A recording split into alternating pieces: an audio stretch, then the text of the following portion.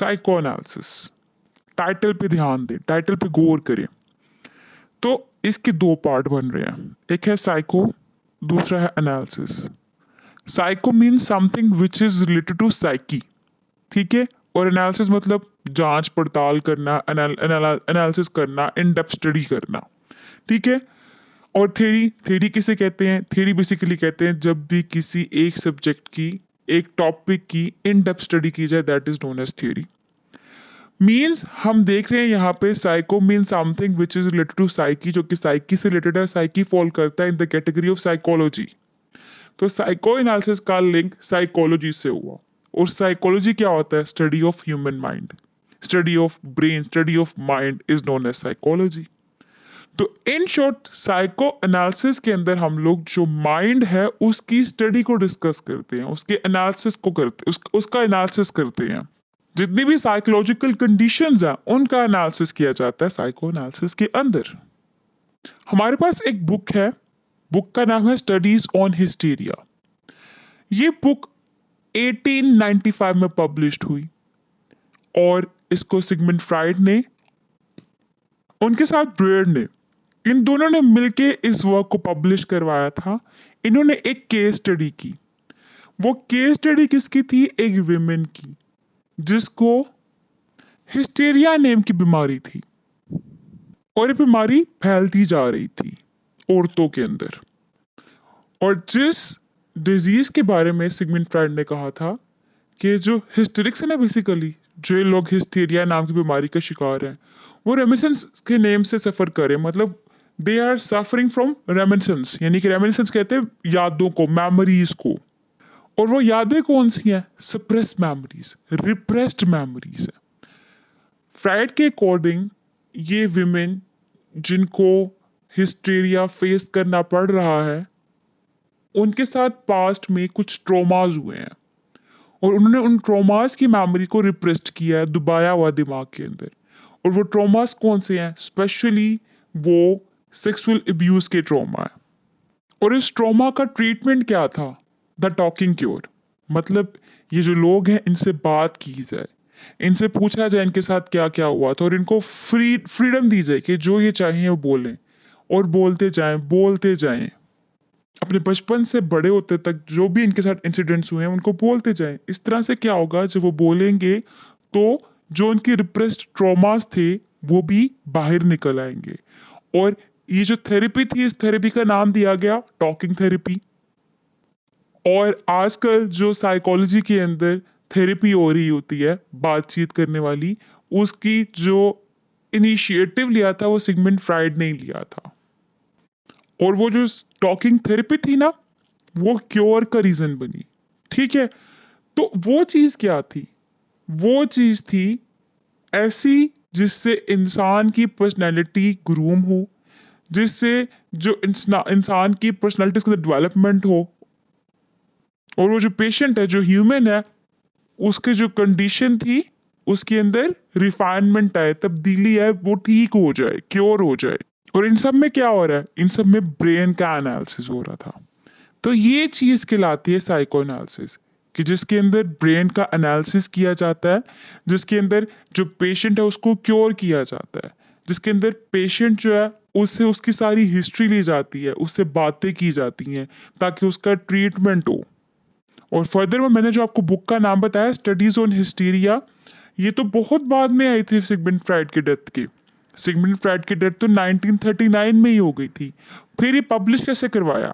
Basically इन्होंने जो work किया था, उनकी जो स्टडीज थी, उनका जो केस स्टडीज की जो सीरीज थी, उनको नोट डाउन किया गया था।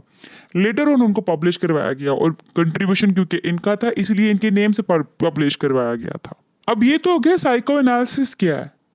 अब साइको एनालिसिस जो है उसका लिटरेचर के अंदर क्या रोल है?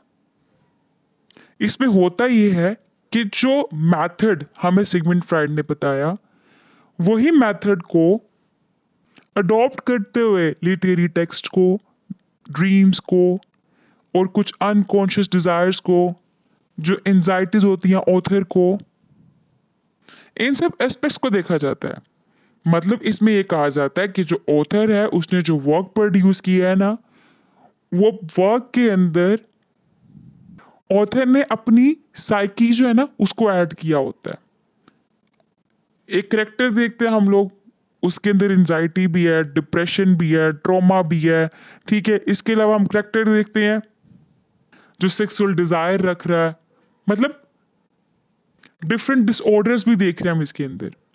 और ये सब कैसे पता लग रहा है हम लोगों को? जब हम साइको एनालिसिस की थ्योरी अप्लाई करते हैं टेक्स्ट पे।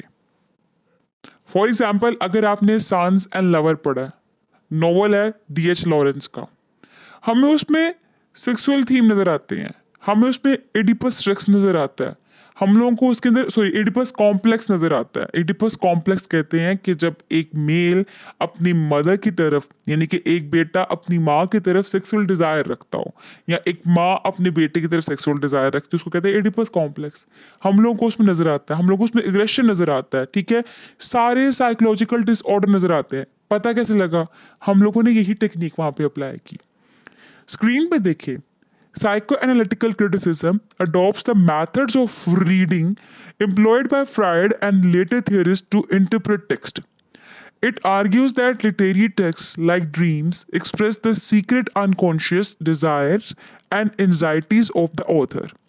That a literary work is a manifestation of the author's own neuroses. One may psychoanalyze a particular character within a literary work, but it is usually assumed that all such characters are projections of the author's psyche.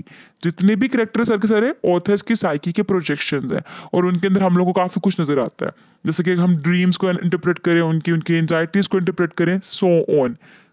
इसके अलावा एक और important point है, screen पे देखें। One interesting facet of this approach is that it validates the importance of literature as it is built on a literary key for decoding. Freud himself wrote, "The dream thoughts which we first come across as we proceed with our analysis often strike us by the unusual form in which they are expressed.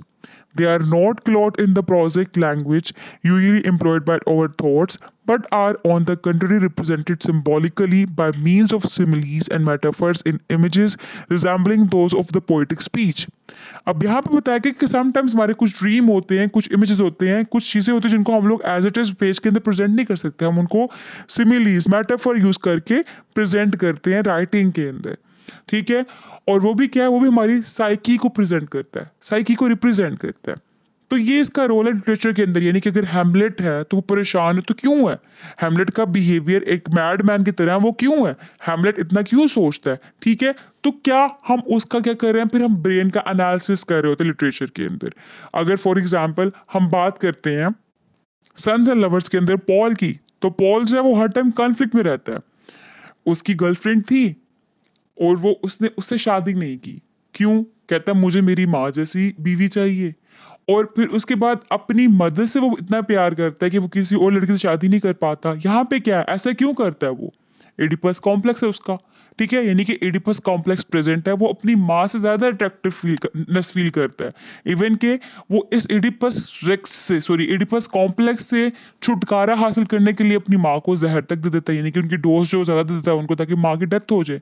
फिर भी वो इस bond से नहीं free हो पाता। तो सारी क्या है, माइंड की स्टडी। तो माइंड की जो स्टडी है वो फॉल करती है साइको एनालिसिस के अंदर। तो ये कॉन्सेप्ट आपको क्लियर हो गया। अब साइको एनालिसिस के अंदर कुछ